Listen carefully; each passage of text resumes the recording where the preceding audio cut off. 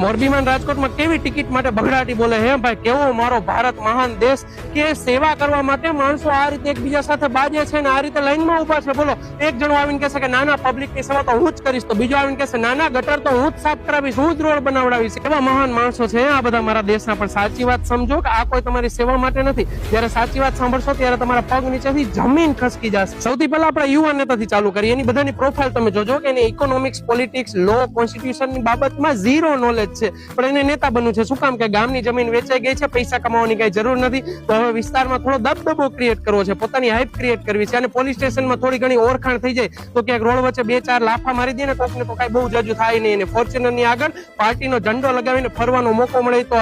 પણ જયારે આ લોકો સિસ્ટમ ની અંદર એન્ટર કરે છે ત્યારે ધીમે ધીમે સમજાઈ જાય છે કે અસલી પૈસો તો આમાં જ છે, લાઇઝનિંગમાં છે. એટલે કે કોન્ટ્રાક્ટરને લાયસન્સ દેવડાવો અને 5-10 લાખની કટકી કરો, અને ધીમે ધીમે આ લોકોને આની આદત પડતી જાય છે. તમે ખાલી વિચાર તો કરો, દુનિયાનું કોઈ પણ શેર બજાર કે કોઈ પણ ઇન્વેસ્ટમેન્ટ તમને 1100% રિટર્ન આપે ના, પણ આપણું રાજકારણ આપે તમને. એડીઆર ના એક રિપોર્ટ પ્રમાણે આપણા નેતાની સંપત્તિમાં 5 જ વર્ષમાં 300% થી લઈને 1100% જેટલો વધારો થાય છે. એમ કે એક આ વર્ષે જેને ચૂંટણીનું ફોર્મ ભર્યું હોય 50 લાખ લખાય તો આવતી વખતે નેતાજીની 5 કરોડ તો ઓછામાં ઓછી વેલ્થ હોય જ. વાહ રાજા વાહ. હા, ને તમને ખબર છે ગુજરાતના જે મંત્રી છે એમાંથી 94% તો કરોડપતિ છે. તો આ કરોડો રૂપિયા આવ્યા ક્યાંથી? તમારા અને મારા જ પૈસા છે. આ રોડની કટકીના જ પૈસા છે. કે રાજકોટનો જમણા એક ઉદાહરણ લઈ લો કે પોલિટિકલ પાર્ટીને 65 લાખનું ફંડ આપ્યું અને તરત જ એને 75 કરોડનો રોડનો કોન્ટ્રાક્ટ મળી ગયો. વાહ શાબાશ. હા, ને અમદાવાદમાં જુઓ કે ટોટલ સ્ટ્રીટ લાઇટ 2.1 લાખ છે ને 4 જ વર્ષમાં બંધ થવાની ફરિયાદ કેટલી ખબર? 4.8 લાખ. એટલે એક લાઇટ 3 વાર બંધ થાય છે. વિચાર તો કરો. અને આ તમારે ને મારે તો ઈ જ બેંકના ધક્કા ખાઈને 5 વર્ષના ઈએમઆઈ ઉપર એક્ટિવા લઈને આ જ રોડના ખાડામાં એક્ટિવા તોડવાનું છે ભાઈ.